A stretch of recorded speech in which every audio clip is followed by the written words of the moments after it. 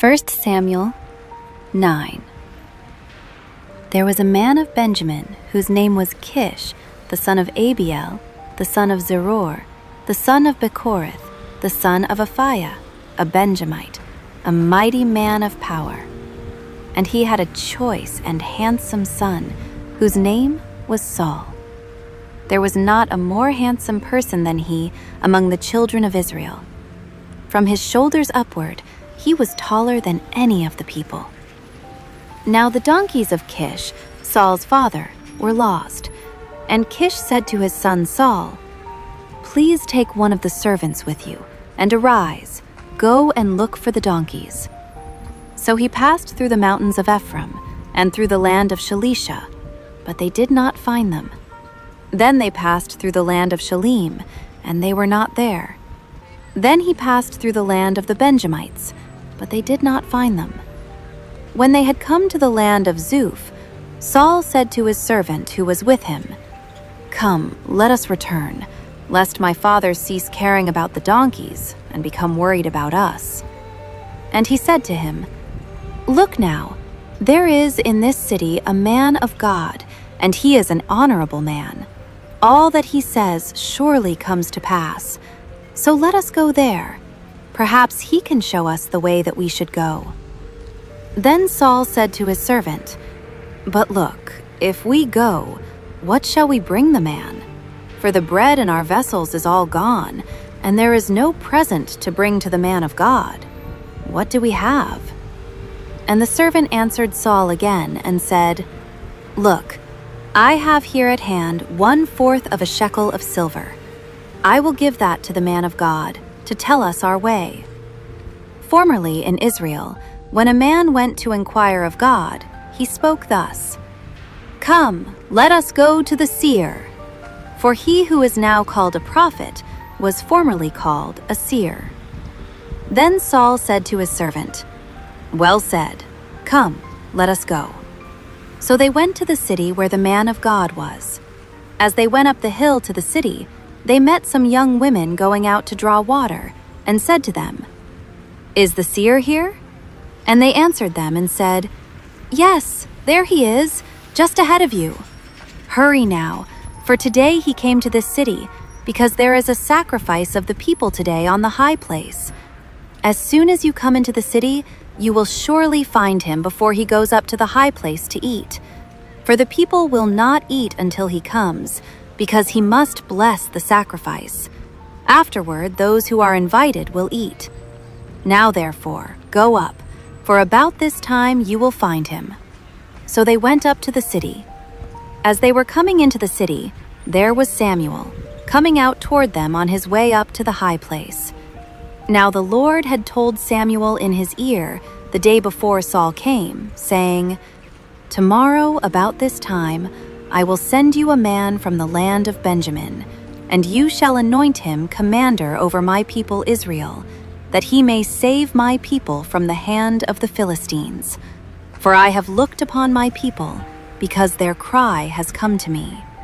So when Samuel saw Saul, the Lord said to him, "There he is, the man of whom I spoke to you.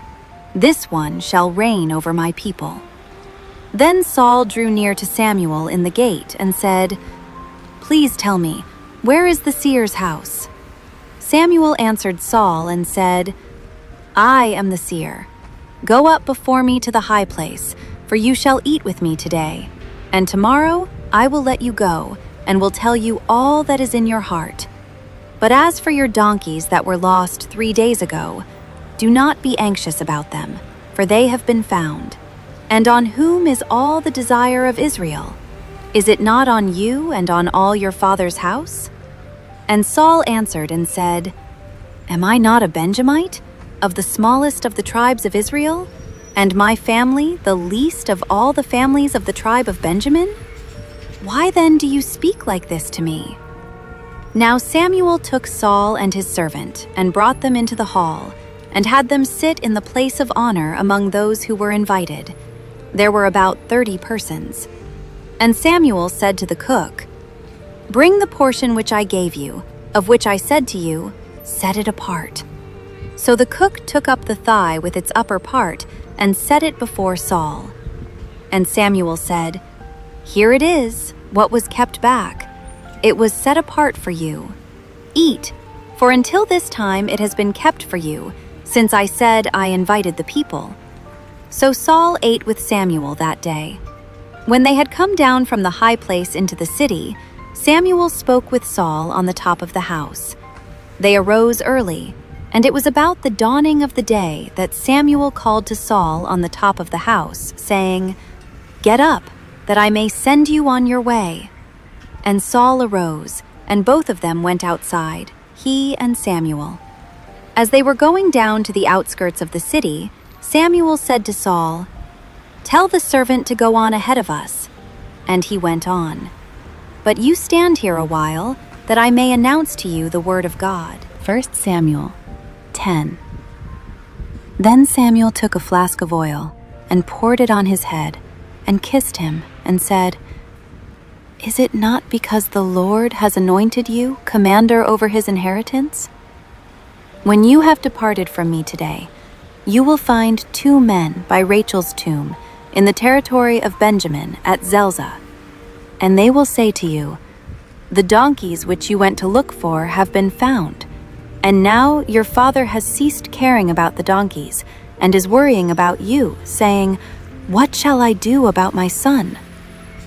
Then you shall go on forward from there and come to the terebinth tree of Tabor. There 3 men going up to God at Bethel will meet you, one carrying 3 young goats, another carrying 3 loaves of bread, and another carrying a skin of wine. And they will greet you and give you 2 loaves of bread, which you shall receive from their hands. After that you shall come to the hill of God, where the Philistine garrison is. And it will happen, when you have come there to the city, that you will meet a group of prophets coming down from the high place, with a stringed instrument, a tambourine, a flute, and a harp before them, and they will be prophesying. Then the Spirit of the Lord will come upon you, and you will prophesy with them and be turned into another man.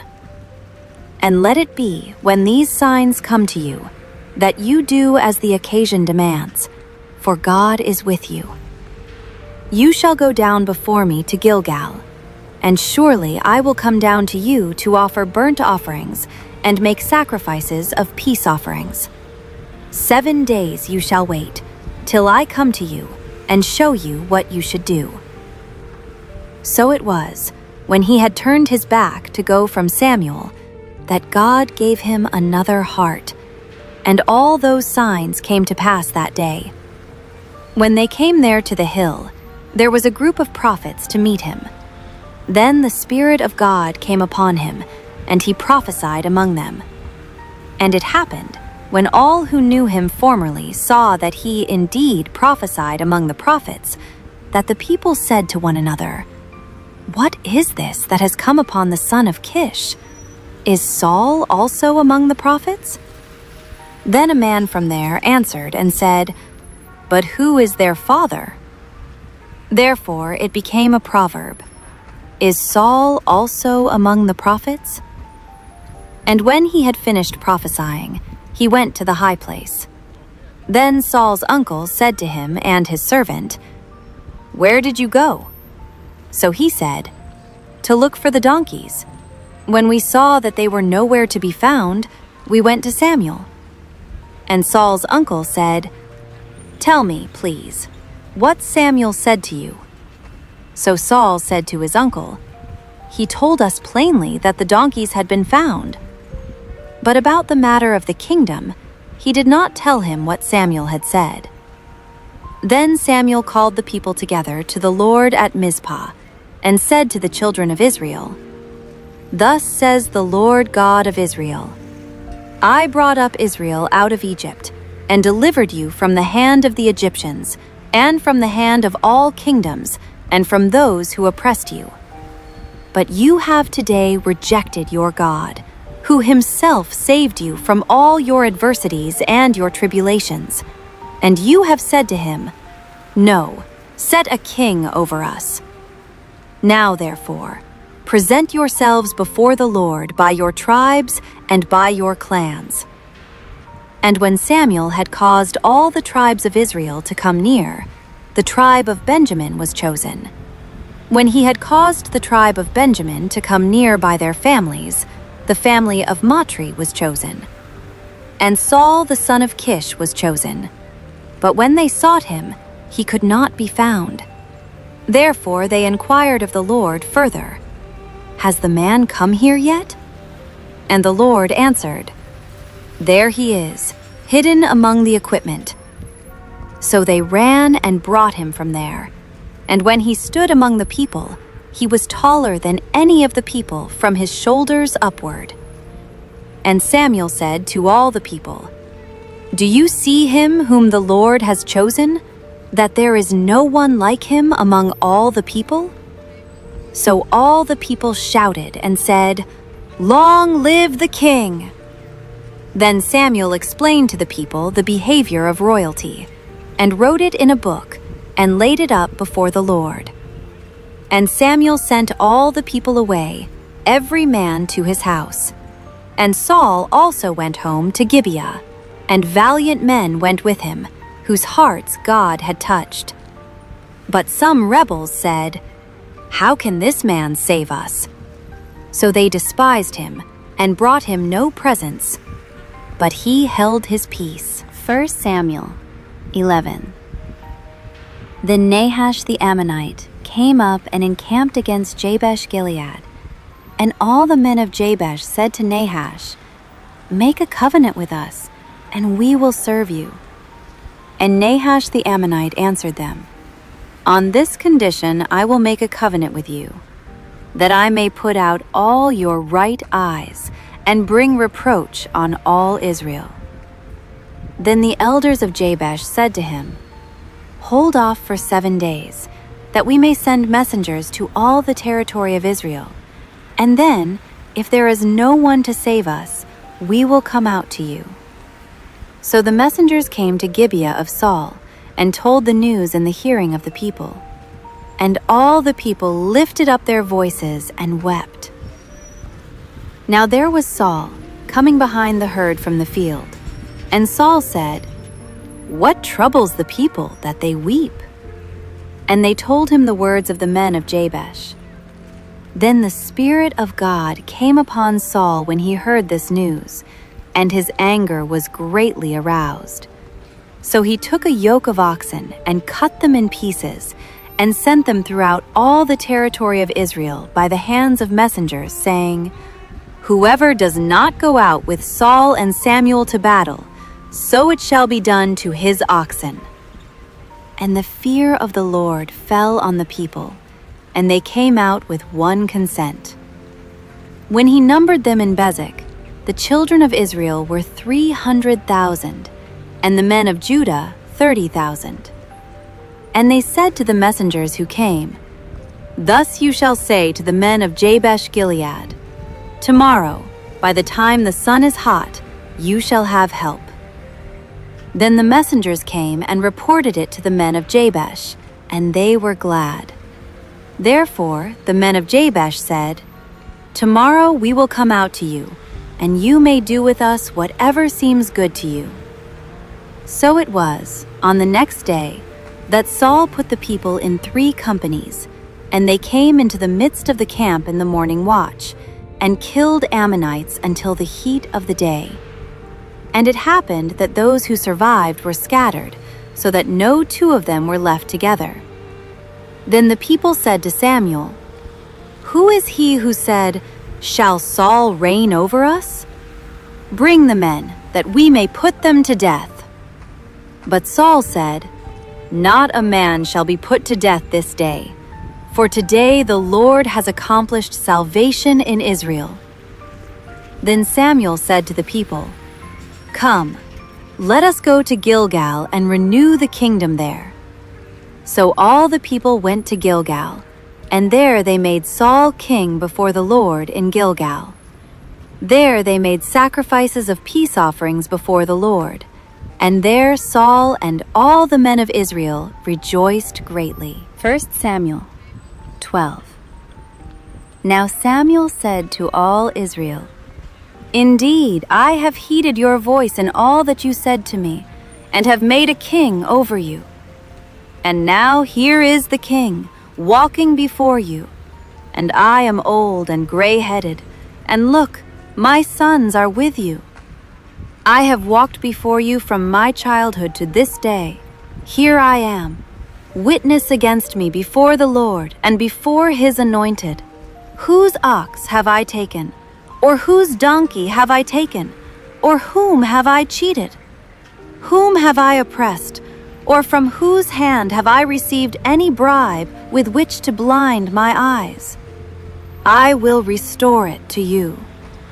And they said, "You have not cheated us or oppressed us, nor have you taken anything from any man's hand." Then he said to them, "The Lord is witness against you, and his anointed is witness this day, that you have not found anything in my hand." And they answered, "He is witness." Then Samuel said to the people, "It is the Lord who raised up Moses and Aaron, and who brought your fathers up from the land of Egypt. Now therefore, stand still, that I may reason with you before the Lord concerning all the righteous acts of the Lord, which he did to you and your fathers. When Jacob had gone into Egypt, and your fathers cried out to the Lord, then the Lord sent Moses and Aaron, who brought your fathers out of Egypt and made them dwell in this place. And when they forgot the Lord their God, he sold them into the hand of Sisera, commander of the army of Hatzor, into the hand of the Philistines, and into the hand of the king of Moab, and they fought against them. Then they cried out to the Lord and said, 'We have sinned, because we have forsaken the Lord and served the Baals and Ashtoreths. But now deliver us from the hand of our enemies, and we will serve you.' And the Lord sent Jerubbaal, Bedan, Jephthah, and Samuel, and delivered you out of the hand of your enemies on every side, and you dwelt in safety. And when you saw that Nahash, king of the Ammonites, came against you, you said to me, 'No, but a king shall reign over us,' when the Lord your God was your king. Now therefore, here is the king whom you have chosen, and whom you have desired. And take note, the Lord has set a king over you. If you fear the Lord, and serve him, and obey his voice, and do not rebel against the commandment of the Lord, then both you and the king who reigns over you will continue following the Lord your God. However, if you do not obey the voice of the Lord, but rebel against the commandment of the Lord, then the hand of the Lord will be against you, as it was against your fathers. Now therefore, stand and see this great thing which the Lord will do before your eyes. Is today not the wheat harvest? I will call to the Lord, and he will send thunder and rain, that you may perceive and see that your wickedness is great, which you have done in the sight of the Lord, in asking a king for yourselves." So Samuel called to the Lord, and the Lord sent thunder and rain that day, and all the people greatly feared the Lord and Samuel. And all the people said to Samuel, "Pray for your servants to the Lord your God, that we may not die. For we have added to all our sins the evil of asking a king for ourselves." Then Samuel said to the people, "Do not fear. You have done all this wickedness. Yet do not turn aside from following the Lord, but serve the Lord with all your heart, and do not turn aside. For then you would go after empty things, which cannot profit or deliver, for they are nothing. For the Lord will not forsake his people, for his great name's sake, because it has pleased the Lord to make you his people. Moreover, as for me, far be it from me that I should sin against the Lord in ceasing to pray for you. But I will teach you the good and the right way. Only fear the Lord and serve him in truth with all your heart. For consider what great things he has done for you. But if you still do wickedly, you shall be swept away, both you and your king.